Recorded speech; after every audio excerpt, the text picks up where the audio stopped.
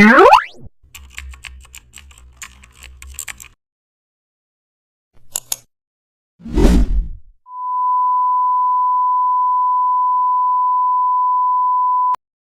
back to the channel, and don't forget to like, share and subscribe for more updates.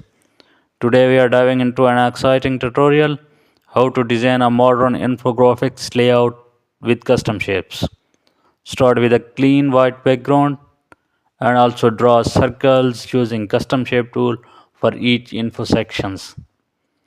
Change fill color for each step and also add icons inside each circle using smaller shapes. Now draw lines connecting them or flow.